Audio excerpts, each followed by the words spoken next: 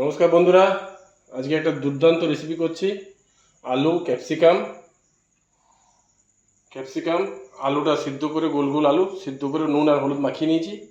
কড়াইয়ে তেল দিতে হবে, তেল গরম হলেই আলুটাকে ভেজে নেব, ক্যাপসিকামটা ভাজবো, তারপরে বাকি মশলাটা পরপর বলে যাচ্ছি, দেখে দেখে যান। তেলে ভেজে নিচ্ছি আমরা।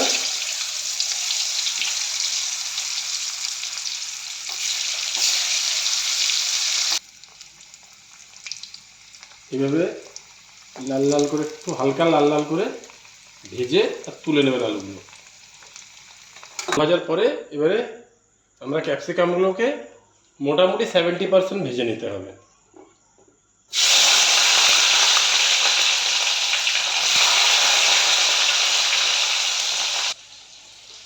ক্যাপসিকামটা ভাজা হতে হতে আমি একটা ছোট্ট মশলা তৈরি করে নিচ্ছি। প্রথমে নেব দই।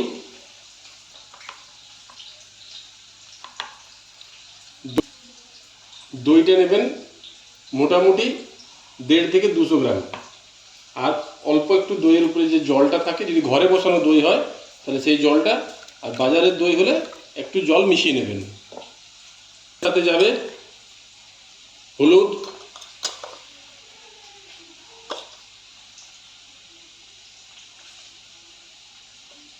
জিরা গুঁড়ো 1 চামচ, এই ছোটো চামচের, ধনে গুঁড়ো 2 চামচ, আর অল্প একটু সামান্য পরিমাণ প্রথমে গরম মশলা, রান্নাটা হওয়ার পরে আর একটু দেবো। এই দেখুন আমাদের আলু আর ক্যাপসিকাম এই লেভেলে। লাইটটা ঠিকঠাক আসছে না কারণ রাত্রেবেলায় করছি ভিডিওটা। এরপরে তেল যতটা দিয়েছিলাম দেখুন, তার থেকে কড়াই অনেক তেল কমিয়ে দেবেন, অতটা তেলে রান্না হবে না। এরপরে দেবো একটা শুকনো লঙ্কা 2 টুকরো করে, একটা তেজপাতা 2 টুকরো করে, আর হিং। যেহেতু এটা আজকে আমরা নিরামিষ রান্না করছি, এতে পেঁয়াজ রসুন কিচ্ছু যাবে না, তার জন্য যায় হিং। এরপরে আমরা দিয়ে দেবো অল্প একটু আদা বাটা, গোটা 3-4 কাঁচা লঙ্কা দিয়ে দেবো। অল্প একটু ভাজবো কাঁচা লঙ্কাগুলোকে। যখন লাগলে ভাজা হবে তখন অল্প একটু জল দিয়ে দেবেন কড়াইটাকে ঠান্ডা করার জন্য। আর দমটা একদম লো, কারণ আমরা দইয়ের রান্না করছি। দইটা যদি গরম কড়াই দিয়ে দেয় তাহলে দইটা ফেটে যায়। দই দেওয়ার সাথে সাথে কিন্তু এরকম নাড়তে হবে, নাহলে দইটা ছানাকাটা টাইপের হয়ে যাবে, ফেটে যাবে, দিয়ে করতে যাবেন, দিয়ে হবে না, তখন বলবেন এটা তো জানতাম না, তাই বলে দিলাম। দমটা আমরা কমিয়ে রেখেছিলাম, এবারে দমটা আমরা হাই ফ্লেমে দিয়ে দেবো, মশলাগুলো যাতে ঠিকঠাকভাবে ফ্রাই বা সিদ্ধ হয়ে যায়।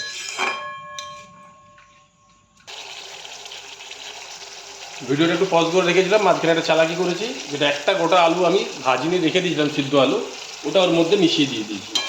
এটা অপশনাল, চাইলে দিতে পারেন, না চাইলেও নাও দিতে পারেন। এরপরে আমরা দিয়ে দেবো পরিমাণ মতো লবণ। লবণটা সবসময় কমিয়ে রাখবেন, যেহেতু এটা রুটি বা পরোটার জন্য তৈরি।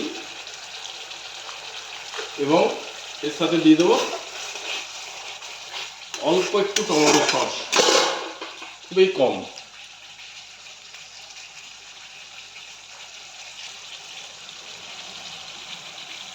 ব্যাস, এটা টেস্টটাকে একটু বাড়িয়ে দেওয়ার জন্য। এই কন্ডিশন আসার সাথে সাথেই আপনাকে আলু এবং ক্যাপসিকাম ভাজাটা আমি দিয়ে দেবো।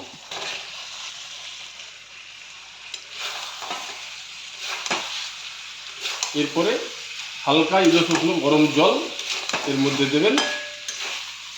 1 ফুট ফুটে গেলে বাস হয়ে গেল। গরম জল দেওয়া হয়ে গেছে। এরপরে ক্যাপসিকামগুলো জাস্ট সিদ্ধ করা, যেহেতু আলুটা আগে থেকে বয়েল করা আছে, ক্যাপসিকামগুলো সিদ্ধ হলেই আমার রান্না কমপ্লিট। এইরকম যখন ফুটবে এবং দেখুন ক্যাপসিকামগুলো আমার সিদ্ধ হয়ে গেছে, সুন্দর সিদ্ধ হয়ে গেছে ক্যাপসিকামও। এই অবস্থাতে হালকা একটু অল্প গরম মশলা আর একটু দিয়ে দেবো। এই যে গরম মশলা অল্প একটু দিয়ে দেবো।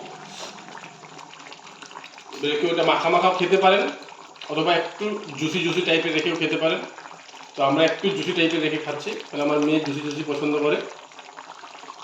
সেই জন্য এই অবস্থা আমরা এটাকে বন্ধ করে দিচ্ছি। এটা আলু দই মাখানি, এটা পরোটা বা রুটি দিয়ে খাওয়ার জন্য। শুভরাত্রি বন্ধুরা, বানিয়ে খেয়ে আমাকে কমেন্টসে অতি অবশ্যই জানাবেন এবং আমার চ্যানেলটি সাবস্ক্রাইব করবেন।